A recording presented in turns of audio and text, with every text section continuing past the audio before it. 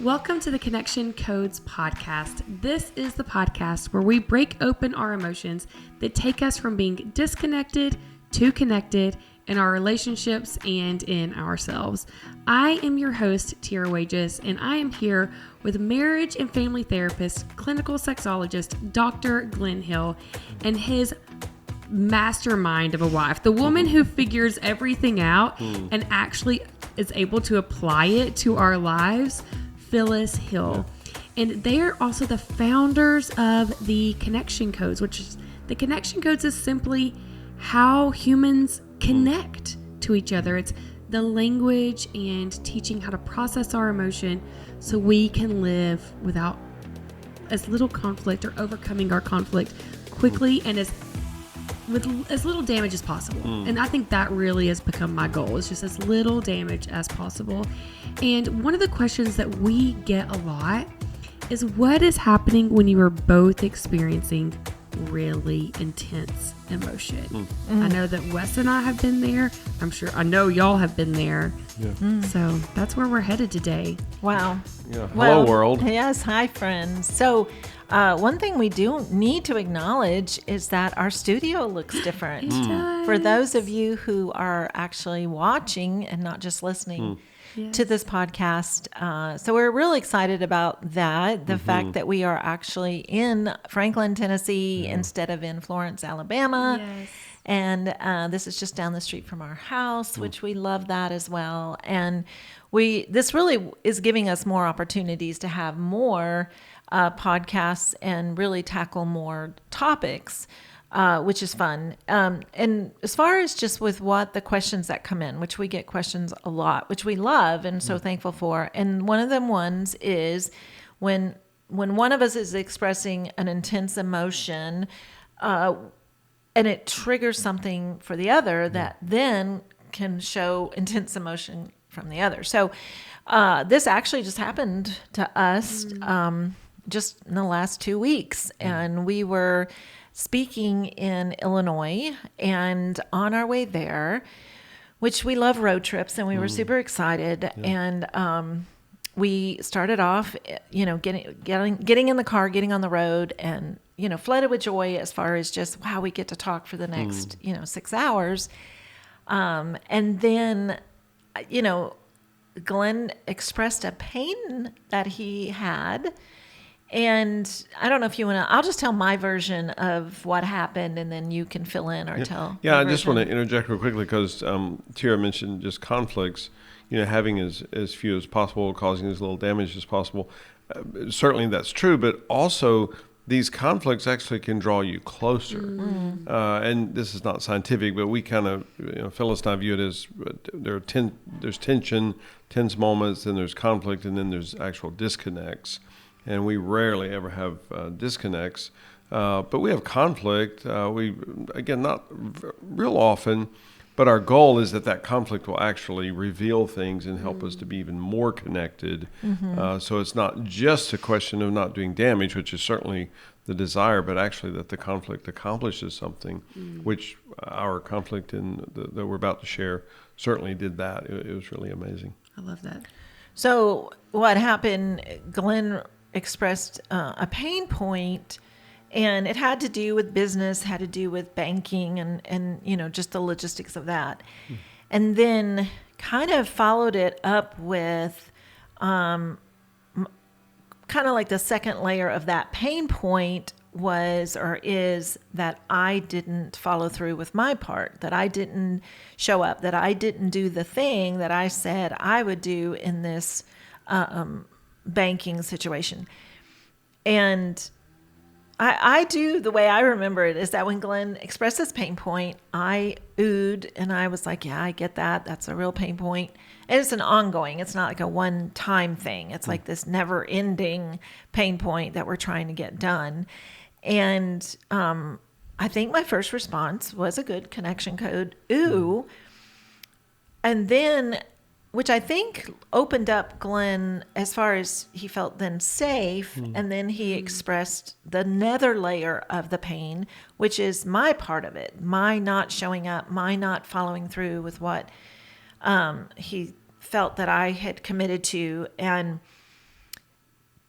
And it's interesting because in that moment, connection codes completely went out of my brain. And which after hours of conversation, realized I was really triggered in that and felt accused and responded in a like that defensive way of explaining myself. And part of it was even in asking questions. And then Glenn, of course, is a question asker too. But I think very quickly for Glenn, he felt not seen and heard and oohed, that all of a sudden it became about me. And it was we became so logistical, like as in, didn't you say XYZ? And of course I'm never able to say, like, I don't have that memory of, I exactly said this. I don't ever have that confidence where Glenn has it more. Which doesn't mean I'm accurate. It just means right. I think I remember. Yes.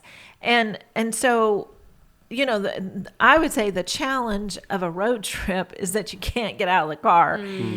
And so very quickly it just became painful, like extremely painful in our back and forth of what are the logistics, who's remembering what correctly. And I think in those moments, Glenn's questions, the way I experience his questions is that he's trying to catch me in a trying to catch me in a lie, trying to catch me in a default of, see there, you're admitting it. And so I panic and I feel like every word coming out of my mouth, I have to be able to, I feel instantly like I'm in a courtroom, instantly like there is a lawyer, there's a judge, there's a jury, and I don't even have a lawyer. Like, I'm sitting at the table by myself. Glenn is at the other table with a lawyer, and that lawyer is super smart, and he's going to catch me.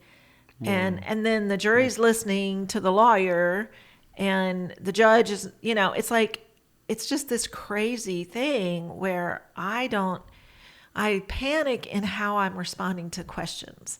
And because I'm like not explaining myself. And I remember at one point you even said, okay, so what you're saying is the only reason you went to the bank that day, however many weeks ago or months ago, is to sign papers. Is that what you're saying?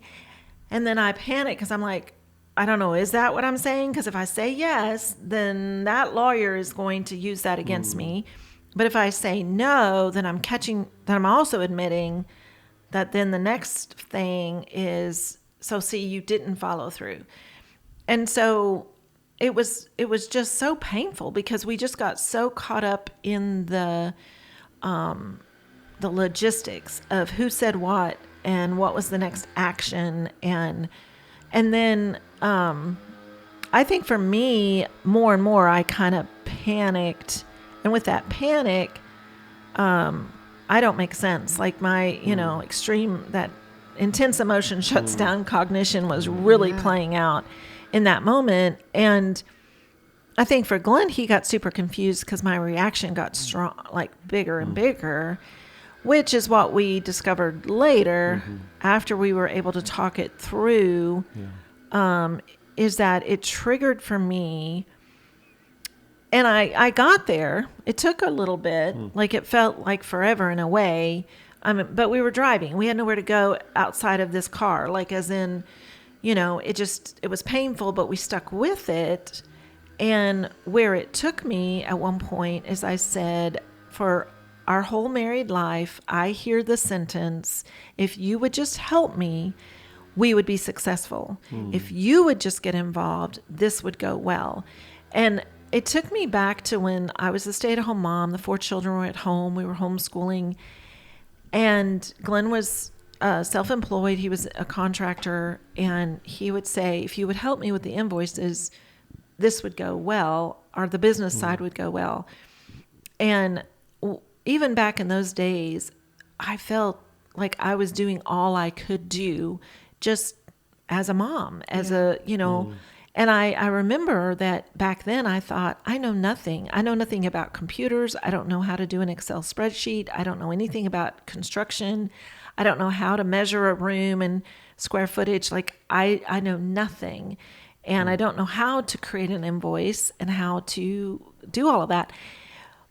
But I didn't have the language. I didn't really, even back then, know how to communicate.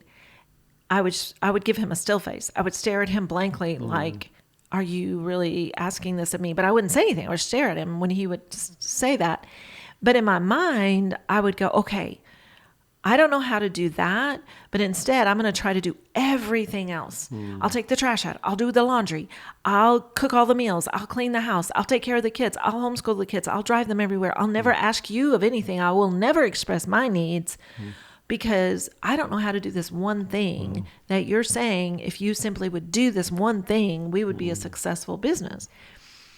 And over the years, Glenn, it's not just like a one-time thing. Over the years, over the 40 years we've been married, Glenn, I've heard him say often, if you would partner with me, connection codes would explode. If you would partner with me, this would go well. If you would, and I always felt that was, I didn't have the language to go, this is how I'm experiencing that. And even in the car ride, I began crying and I'm not a crier. So it went really deep for me. And I started expressing to him how painful this has been our whole married life, that what I hear is you are not enough. You don't ever do enough. If you would just get up off the couch and do this one thing, we would be a successful family.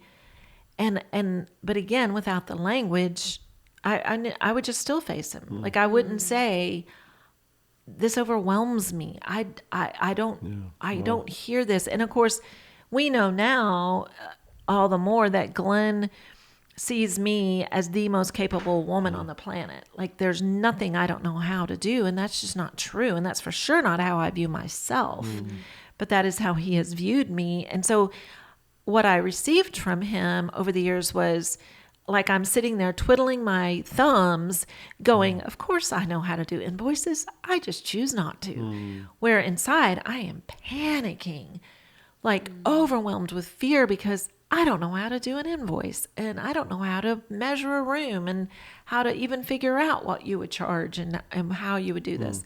And so we didn't partner together back then. But I didn't know how, I didn't have the language to say what was happening for me. So it's almost to him like I was sticking my nose up at him going, you're on your own, buddy. Yeah. And so we missed each other so much. But on that car ride, it all came out. And I mean, I was crying. And it was like I went back into those moments in our 40 years. And I was pulling them each out and saying them and talking about each incident and how I inside myself felt. And so he responded beautifully because in that moment, that was sacred to him to hear all of that pain come out of me.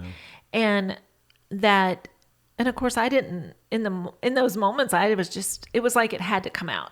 It was just like, it was oozing out of me. And so I didn't even think, I wonder how he's going to respond. In that moment, it just had to come out. Wow. And then he responded so beautifully and tenderly. And so it brought it all down. It was at such a heightened level. Yeah. But then it brought it all down. Yeah.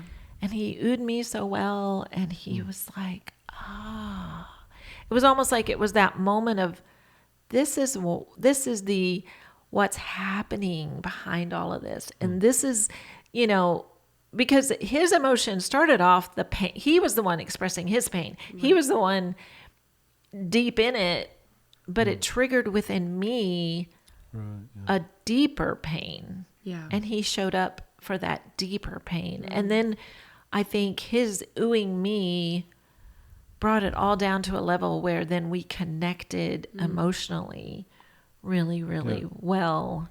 And we're then able to just go, whoa, what just happened? And talk that through in a really beautiful way. Yeah, and we don't like that we missed each other so badly for a bit. I mean, we don't keep track, but I'm sure it was at least an hour, if not more. Of course, we're on this road trip which we normally love. So that was, painful in and of itself. But again, the conflict actually took us to a really cool place. So I heard this stuff, and I've said a number of times that I've learned more about you in the last 2 to 3 years than I have all the other years combined, because we're at a level of authenticity where I'm seeing the real Phyllis. I'm seeing the authentic self, and vice versa, that you're seeing that more and more in me. So I saw things in you that I had no idea. And we've shared before on a podcast that because we're safe together and connected, that I actually tease you at times when you'll share something, and I'll go, that's not true. That's not how Phyllis operates. I know Phyllis. I've been with her a lot. But it is. And again, I'm very quick to go, that I'm teasing about that, because I'm just startled in an amazing, wonderful way, because just as Phyllis shared, I assumed all those years. I mean, my experience with her, especially because I was getting a still face from her, which she's having a still face because she's terrified and she's flooded with shame. And that was a big thing that we talked about in the car ride, is that you get so flooded with shame about not being able to do whatever to, to help me, to partner with me, assist in this task, this endeavor, whatever it was. But again, what I'm experiencing is that, wow, she literally doesn't care. This means nothing to her. I've asked her multiple times. And again, this is way pre-connection codes. I didn't have the language, the tools to convey my need. I just basically criticized you in it. But for me to see just on that car ride the shame that you were flooded with so much, and that now this is a trigger for you. So when I mentioned this, because it was almost an in passing comment about the pain that I experienced, I thought it was going to be 10 seconds, and ended up being literally hours, because it triggered you so much, and which I would suggest is a trauma. It's a trauma response, just based on the past. And we just didn't know that. I mean, as we're riding along, and as the time is passing, and you get connected to yourself, to the authentic self, and then it goes really deep, I'm just mesmerized and thrilled in a morbid type of way that I'm like, wait, what? Or maybe just the human in me. I'm like, whoa, I'm seeing this girl deeper than, I don't like to speak in absolutes, but maybe deeper than I've ever seen her before. The more authentic, what's the more of authentic, the authenticer version, the authenticest version of Phyllis. And I was just startled. I had no idea. If someone had interviewed me an hour before that and said, is this what happens with Phyllis over the years? I'd be like, no, absolutely not. I just had no idea. And so it took us to just an incredible, beautiful place.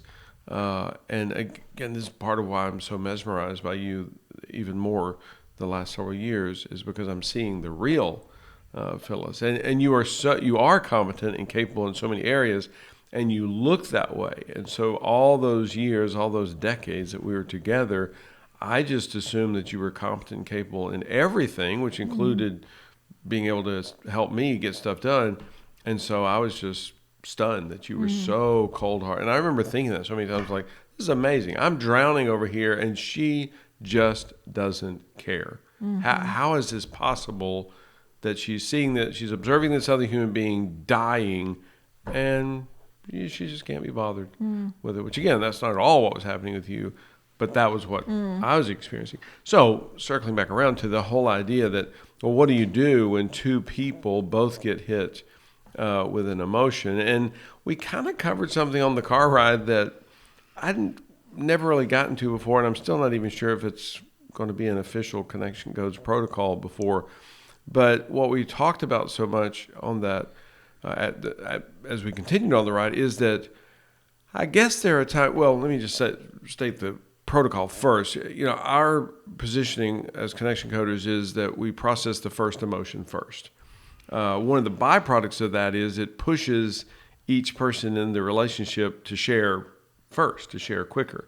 So, if you and I are having an interaction and I share something that then prompts an emotion for you, I want you to be able to be authentic, to be able to go, I feel some fear about this, but we'll talk about my fear in a minute. So what's happening for you here, babe? What am I missing? And we're going to process the first emotion first. There may be times, and I'm willing to discuss this and debate it and even retract it later if we vote against it. But I think there may be times, and this is certainly what happened in the car, where I have a splinter under my fingernail and it hurts like crazy. And then all of a sudden, for whatever reason, Phyllis's clothes catch on fire. Mm-hmm. So now my finger still hurts, but we're going to reprioritize here. It's not exactly fair to Glenn because Glenn got the splinter under his fingernail first, but Phyllis's clothes are on fire. So we can't say, you know what, we're just going to deal with Glenn's splinter first, and then at some point we'll get to Phyllis's fire issue. We can't do that because it's too much, it's too intense. So again, this sounds a little bit non-connection coderish, but I think there are times that that's the case. I don't want that to be the standard, because otherwise the person that shared the first emotion feels disregarded, loses identity, then we're going to have all that situation. But there may be times where that's the case. But in general, we're just going to process the first emotion first. And that was a really deep, intense scenario with the two of us, and went to somewhere where I don't think either one of us ever imagined that it would go. But typically, we want to process the first emotion first. And we're not talking about 45 minutes here. If you say to me, babe, I felt hurt by what you said earlier, and I don't think I said that. And then I get hit with probably fear and some pain that somehow you got a message that I did not intend. And I'll say that to you in the moment. I'll just go, I feel some pain that's what you heard. But we'll talk about my pain in a second. What's happening for you? What all was the hurt there for you? And we're going to process that first. And again, typically for us, it's going to be 30 seconds or less that we process that first emotion and then get to the other person. No, go ahead. I think a big part of it, though, where non-connection coders miss on are people that are early in their journey in what we've been trained up to do, is we get stuck in this cycle because in the beginning, Phyllis felt like she was oohing you, and so then it's going to move along, and then it opened up, and then typically after that, when one partner starts getting hit with a lot of intense emotion about what pain the other one has caused, the fact that you didn't become defensive is what's ultimately connected you and saved it over time. Where so often one of us gets hit with this pain point and the other one's like, oh, I didn't mean to do that. I didn't know. Why didn't you tell me then? And then we are stuck in the middle of a hurricane with each other. And that's where the emotions even become more intense. Instead of and we were talking off the podcast a moment ago of where I really feel like I've screwed up in life. And Glenn so kindly is like, oh, you missed. Don't say that, you're a screw up. You missed on this thing. And so for you to be able to sit in the car and listen to your beloved weep over pain that she was in that you didn't intend to cause her. And for you to just be able to say to yourself, oh, I missed on that, and now I'm learning about it. And I love her more because I know, instead of saying, I'm angry at you that you didn't tell me then. Because I think that's so often what we do. So I've noticed that when two intense emotions come, it tends to escalate to the highest part when one of you becomes defensive. It's typically me in my relationship. But this is a beautiful example of what can happen when you don't. Well, and we reference the three phrases all the time. I've started saying that's our international gang symbol is the ooh, what's happening? I missed it. And the ooh, there's several dozen versions of it. It's just a label. It doesn't have to literally be an ooh. But the what happens and I missed it are pretty close to empirical. I feel really confident in the research on that. And that's the power of being able to say, I missed it, as opposed to pathologizing, because somebody could look at it, Glenn could look at Glenn in that and go, well, Glenn, you're an idiot. You're an absolute failure as a husband because you didn't know this is what was happening with your wife literally for decades.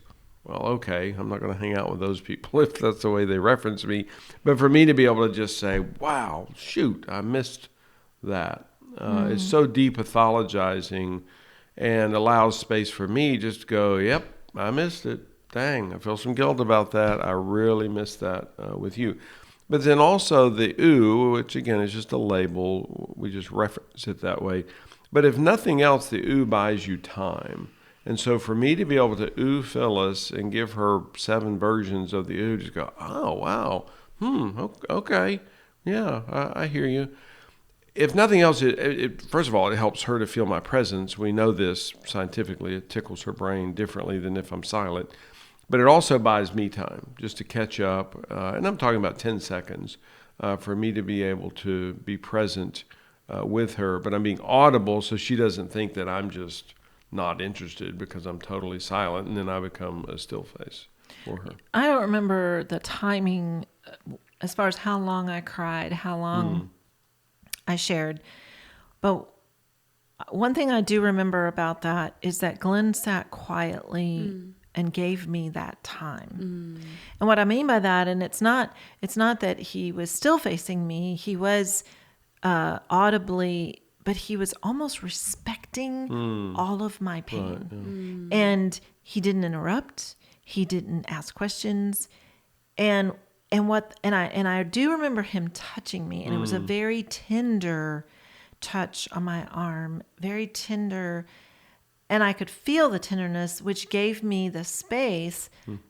It allowed me to keep going. And so I had opened up almost like a door to something very painful that I didn't even know was there. But when I didn't feel negative energy from him, I felt safe, and I felt his compassion.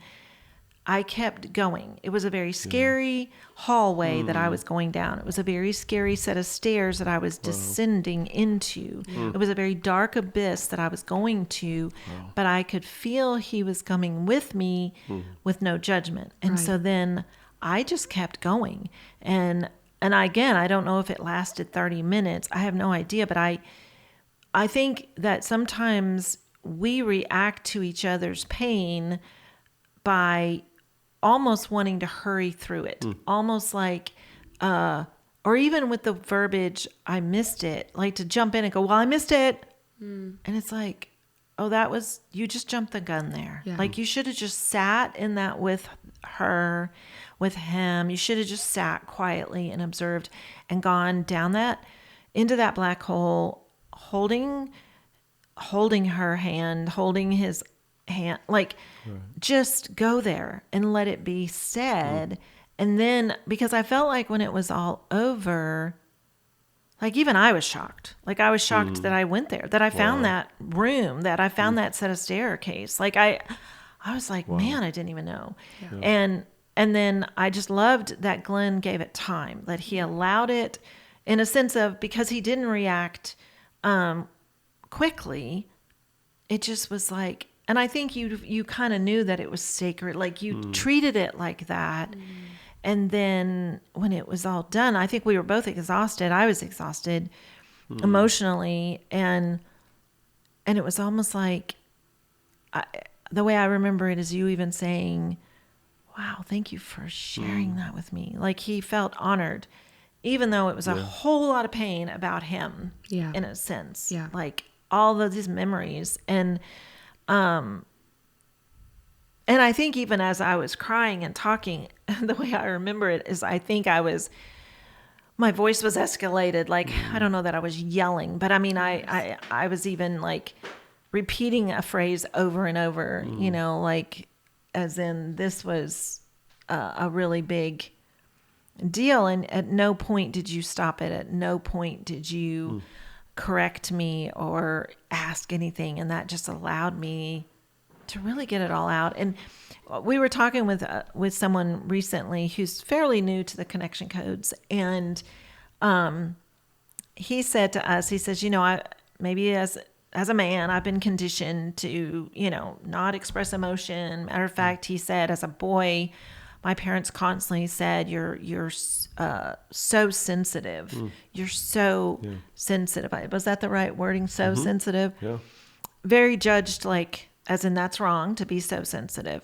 And so as a man, a business owner, took great pride in, that, but it's, of course, as we know, then you don't connect with anyone. And if you're married, it really damages your marriage. And, so he is new to the connection codes, and he's beginning this journey, and he's like, whoa. And he was just sharing very intimately with us about how he just had like a really meltdown a few weeks ago. And he said, I think I was having a nervous breakdown. I'm not sure what that even is, but I was crying. And so at one point we said, do you not cry? And he was like, oh, no, of course I don't cry. Right. And so the fact that he had this, what he called a breakdown, and was weeping, he said, oh, this must be a mental breakdown. Like I'm having a nervous breakdown because I'm crying. And then even in talking with us, it's like all these light bulbs were going off, and he goes, or maybe I was just connecting with my emotions. Maybe I was letting out what I've been storing for 60 years. Right. Yeah. And I think that it's such a good reminder, if you as a listener are new to this, that as you begin this journey, and if you've been storing your whole life and stuffing your emotions, that and we have the tool that we talk about, the core emotion wheel, and that sometimes people will do that, and it's almost like, for some, it opens up, and they open up and they find that stairwell, and they go down into pain, and they process a lot of things. Then there's others who use the wheel almost in a way that it doesn't ever connect them, because they don't give it the time. They don't allow it to actually go beyond, almost like it becomes just this little ritual. And so, depending on where you are, you may be going, yeah, that's the way we use the wheel. It never takes us into a deeper place.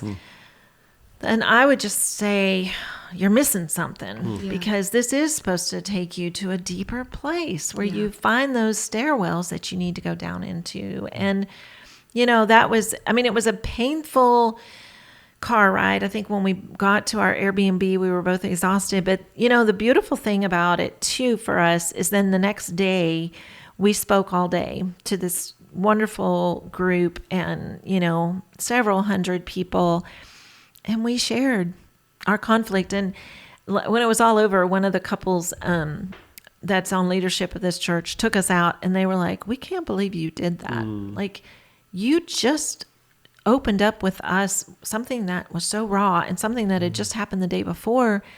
And we thought it would all just be staged. Everything that you shared, everything you did would just be, but when we realized you were sharing something so real, so raw, that it just happened yesterday, she said, my husband and I were squeezing each other's, like, and going, we can't believe y'all are doing this. And I'm thinking, wow, guys, how far have we come as a society where that is such a big deal for a speaker to get up and speak about a painful conflict from the day before, right? And to think, wow, yeah, if we're, and of course, Glenn and I always say this, if we're not doing it, if people don't see that, man, we're just on this journey too, we haven't arrived, and we still at moments lose each other, and we still in moments forget the connection codes, protocols, and yet when we do miss, like we did right at first, it was a really painful conflict, or it felt so painful in the first few moments, but then it led us to somewhere really, really beautiful, because we stuck it out. We hung in there. We didn't abandon it. Yeah, and kind of a side note, but I said to the couple in that moment, I said, there's a little bit of joy that because they were really honoring of us.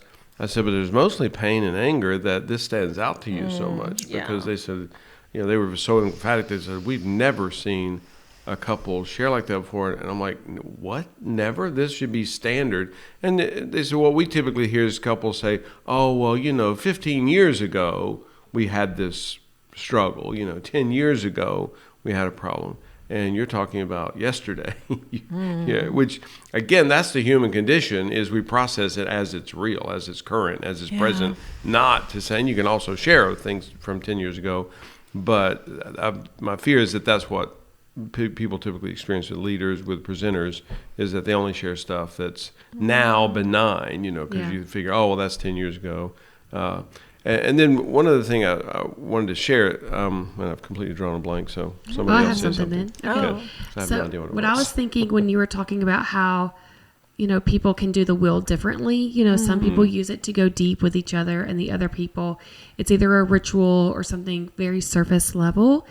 And I think a lot of that goes back to how safe we feel with the other person. Yeah. Wow. And so to me, in listening to this story, it just shows a couple of things. One, how far y'all have come in your safety and your relationship, where, 20 years ago when, Dr. Glenn is asking you to do these invoices, you couldn't share with him because you didn't feel safe with him to share what was happening with you. Yeah. So then you were giving a still face, which then caused further pain for you both. Yeah. And versus now, you are able to share an even deeper pain and even deeper emotion because you have facilitated such safety in your relationship. And so if you are going through this process and you don't feel like your partner is being authentic, you're like, we've been doing this for a few months, but they're not being real. We're still not connecting on a deep emotional level. It may be that you need to look and ask your partner, how can I be a safe space for you? Wow. What am I doing that I may be missing to be safe? And it may be that he or she needs that touch or that space of do not interrupt. We're teaching our kids the will. We do it every night. And I have one kid that everything that the other person says, they get triggered with something like, oh, one time I did this. I'm like, no. This is not, we don't talk, when the other person is sharing authentically. Yeah. Yeah. And so for Glenn, for you to sit there for an hour or more quietly, but not quietly, audibly, and not interjecting anything, I think is the most beautiful thing that we can do for our partners that we don't know to do for our partner. Yeah, and that's actually, I just remembered what I was going to say, is just that, because it's important that people understand, I could have said to Phyllis, and I would have been totally correct, if I had said to her, you should have shared that with me 25 years ago or 35 years ago. You could have, you should have, you didn't. Shame on you. I would have been totally correct and absolutely wrong. And that's a fundamental Connection Codes protocol. We can be totally correct and absolutely wrong. We're totally correct as far as the information, as far as the content, and absolutely wrong relationally. And this is what we see with people so much of the time, is that, I nailed her on the facts, the figures, the content, and I am correct. Well, that's actually true. It's not that I'm lying. It's not that I'm wrong in it, but I'm absolutely wrong relationally. Should Phyllis have shared that 35 years ago? Heck if I know. I mean, sure. For voting, I'm going to vote for that every time. But she didn't have that within her in that moment. And the other part of it, like you mentioned here, is I contributed to that. Not on purpose. I just didn't know how to be safe with her. So she didn't share it with me 35 years ago because there was no way in the world she was going to share something that deep, that vulnerable, that authentic 35 years ago, because I wasn't safe for her. Right. And it's just the last few years that has really begun gelling. And you don't have to be 50 before you get this. Our dream is that people get this their whole lifespan, and that teenagers dating, young couples, engaged couples, young marrieds, that they get it and they never experience all of the pain that we did. One of the things we talked about, because we had the drive there and then we had the drive home, which on the drive home, the whole conflict on the way there came back up. Yeah. And so we kind of, I would say, went back over it and then kind of talked some more about just those times in our lives. And of course, we didn't have the Connection Codes language. Glenn didn't know how to express his shame and not knowing himself how to do business better, and his own stuff that he was experiencing. But the other thing that came out, and of course, if you know a lot about the Connection Codes, you've heard the term cyclation, and we lived in cyclation. And I even brought up this when we first got married. We owned a mountain cabin. That's where we lived. And right away we had plumbing issues. And Glenn, out of shame, out of fear, did not ever think he could hire a plumber. So he thought he had to learn it himself and he had to fix it himself. And the fear was, this is going to cost $50,000 if we call a plumber. And we don't have $50,000. So the fear said, do not call a plumber. And the shame was probably the message that he heard from older brothers that said, you idiot, you should be able to fix a pipe that's leaking. Yeah. And so, and of course, I didn't know any of that. He didn't express any of that. And we were young, and I trusted that, you are not supposed to call a plumber because this gun costs $50,000. And so we spent, I did co-regulate with him. We would both crawl under the house and sit there with a torch and solder. Is that right? Yeah. And we would try to find the hole, and we would solder, and it would take, and sometimes it'd burn your fingers and drip down and scorch your hand. And then we would think we'd fixed it, and probably 9 times out of 10, it wasn't fixed. And actually, it was 10 out of 10. Okay, but it was this ongoing painful experience. Yeah. And we just brought that back up, when we were talking on the way back home from this trip, that it's like not knowing how to process your emotions froze us into a behavior that was so unnecessary. Yeah. Like, we could have so easily afforded a plumber. Yeah. We could have called a plumber. And this was 40 years ago. So for a couple of, maybe $100, he would have come and fixed what took us months and months of failure, which just brought the anxiety level up so much on that. And then, but it carried into other things. Like when Glenn was, when he did start his own business as a contractor, he didn't do the business side well, but never in a million years would we have hired someone to help us with that side of it. Yeah. That was no way do you get help. No way. Because number one, you just know it's going to cost $50,000 to get help. And number two, that means you're a failure, and there's so much shame in that you don't follow into that. And wow, that was a crazy conversation that we had of like, wow, we've lived our whole married life kind of with that as a underlying, like, don't get help and don't learn how to do this actually well, and just keep it all just that pain, just leave it in the level of pain. Don't process, don't get further into actually turning this into success by getting help, by reaching out, by hiring someone that's really good at it to do that part of it. Yeah, and I know some of our younger viewers are going, well, that was stupid. You should have just YouTubed it. This was before YouTube. Right. Okay, there was no such thing. That's such a good point. And I mean, that you're being funny, but it really is. Last week, my dear friend Rowena and I fixed our dishwasher because we did a YouTube, and now you've got two ladies with gray hair in their 60s YouTubing how to fix a dishwasher, and we did it, and it felt so amazing. But I would never have attempted that by myself. I had to co-regulate with someone else, and then there we are watching YouTube videos over and over because you have to pause it, and then you got to try it, and then it's like, wait, rewind that, and it was very comical. I wish someone had been there with a camera. But it is amazing just the power of co-regulation, because I came home while the two of you were doing that, and both of you were just laughing. Yes, we were and giggling. You would think you're at some party or something. Right, you had the time of your life doing that. And I think if you had been alone doing that, that would have been so overwhelming. And, of course, that's Connection Codes protocol. You use so much less energy co-regulating than you do self-regulating. Yeah. It's amazing. Mm-hmm. Cool.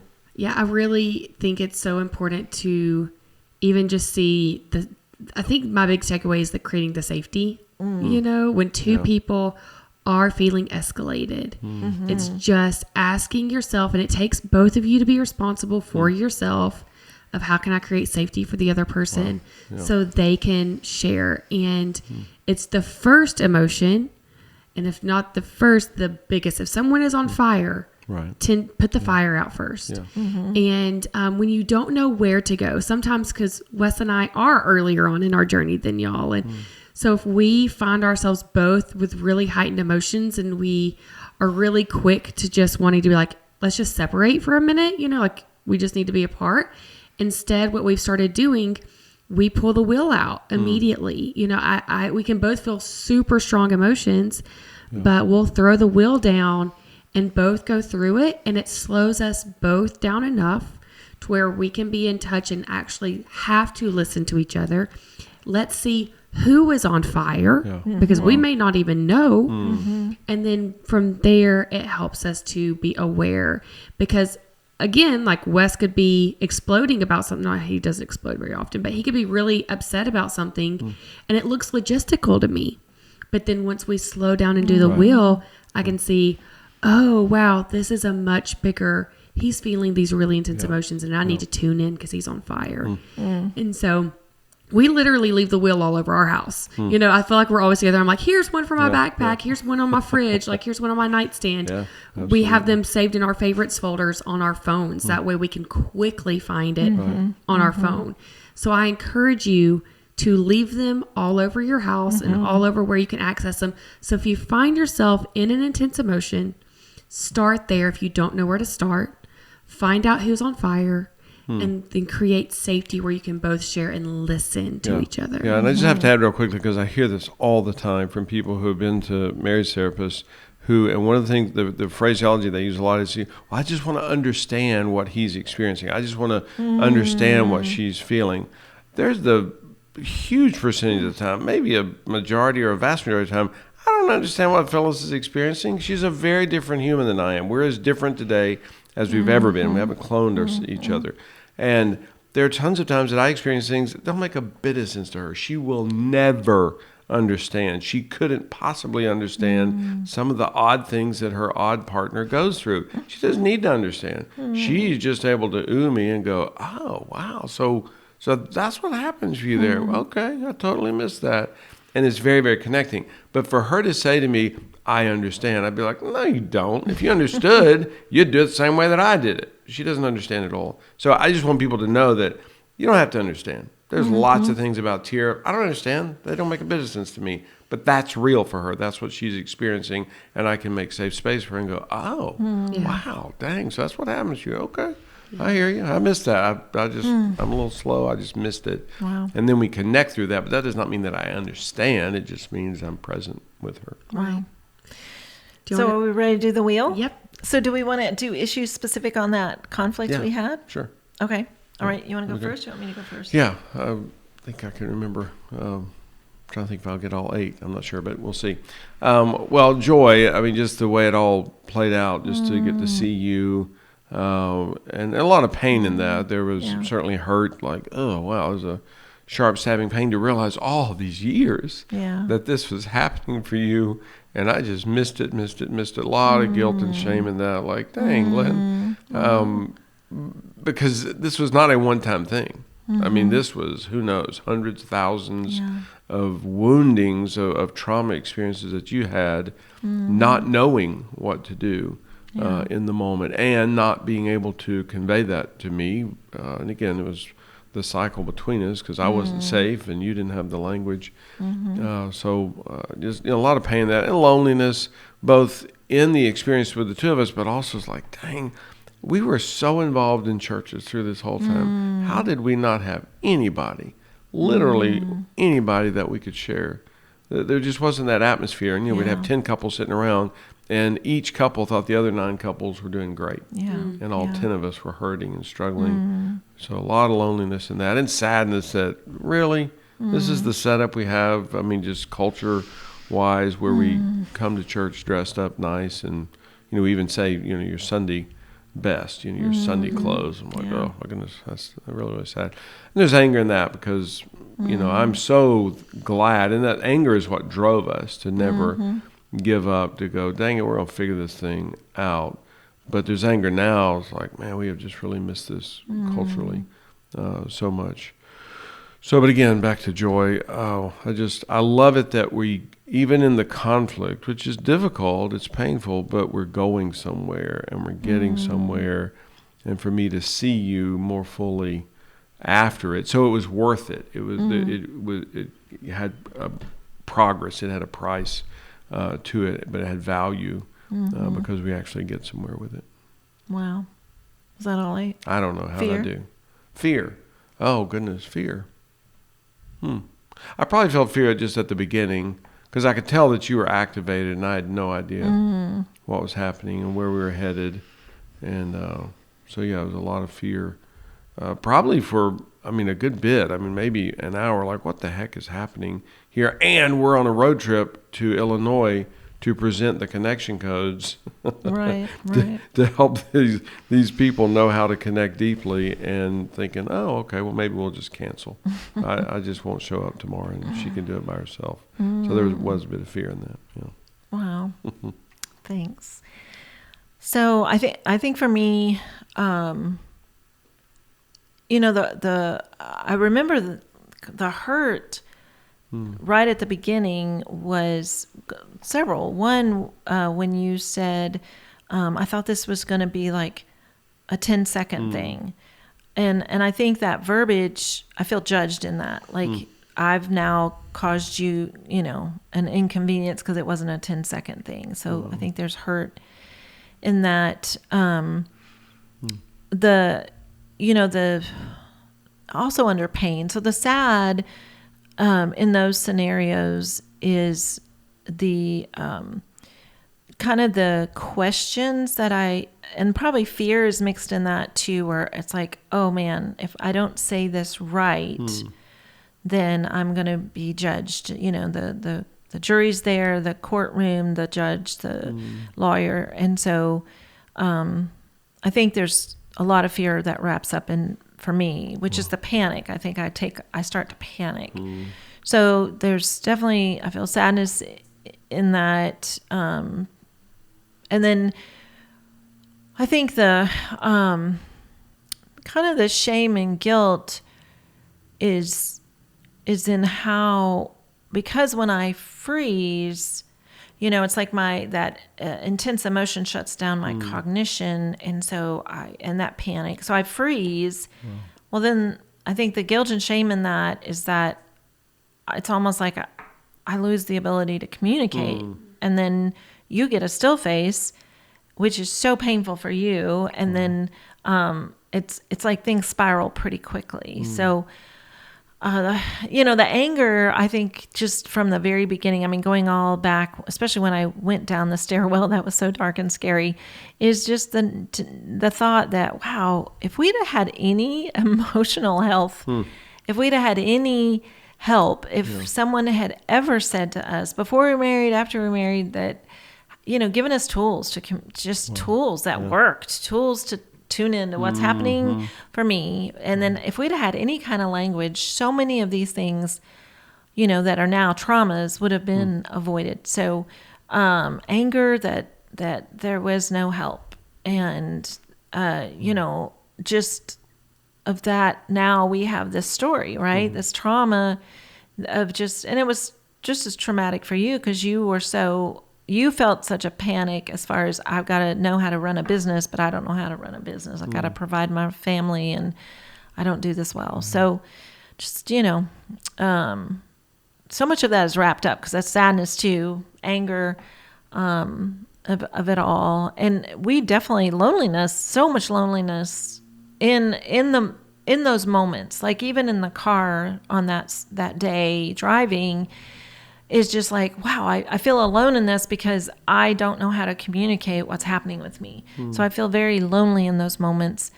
And it's like I don't have a 911 hotline in the moment. Like I just feel like I'm sitting there alone because what I'm experiencing and what you are experiencing is very different. It feels very different in those moments when there's such heightened emotion. And let's see, am I covering them all? I haven't mentioned joy. I think for me, the joy, of course, started with the road trip. There's joy. We love that. We love the idea of getting to go and speak. And, we love sharing our story and sharing connection codes with anyone that will listen. But then the joy, we went through a kind of a valley, right? The pain. But then the joy in, wow, getting that out. Yeah. Like, whoa, it's crazy how different I felt afterwards. Like it was physical experience, which was so incredible. So there was a lot of joy on the other side of it, and even joy in this moment of being able to share with our audience a very painful experience that turned very connecting, and now is a joy to share and talk about. Wow. Yeah. Cool. I love it. You know, listening to you share that, I've noticed in teaching my kids the connection codes that they're always amazed when you can feel more than one emotion at the same time about something. And that's something I really didn't even realize until 2017 when I was experiencing something and saw, wow, I can have joy and pain side by side. Like those two things can live side by side. And so in hearing you say that, you're like, I felt guilt and shame about this and fear about this. And this is one, y'all are sharing this whole wheel about a 3-hour conversation that you had. And that also just reveals how we can become flooded. You know, we talk about intense emotion shuts down cognition so that we become a dumber version of ourselves. And so you were sharing of, oh, am I saying it right? Am I doing this right? Is there a jury? Because you're flooded. So when you do the will, that's when you can really expose, wow, in that moment, that was a flood. And it was a lot for us to process with each other. So we really need to slow down. So if you find yourself listening and you are constantly like, I don't know what I'm supposed to say. I don't know what's happening. I don't know what to do. It's probably because you're experiencing a lot of emotion at one time. And you need to sort through what those individual emotions are before you can actually process them out and having that safe partner to do it. So thank y'all so much for sharing. I'm sure there are people listening, and on so many levels, they're like, oh, I'm either there right now or I've been there. Find yourself a safe place and ask yourself, how can I be safe for you? And if you're saying, oh, I need this, I need more of this, you can go to connectioncodes.co to find out how to get started learning what we're talking about, what we're doing, you know, and how you can become more connected in your relationship and find that joy even in the pain. And please subscribe. We have started doing these fun new question episodes that are about 10 to 15 minutes, little hot takes. So if you have a question, send them in. Where the show notes are, there'll be our email address, and we would love to do that with you. So, Glenn. Wow, that's cool. Yeah. Please know that you need this. You deserve this. So let's do this. Let's do this.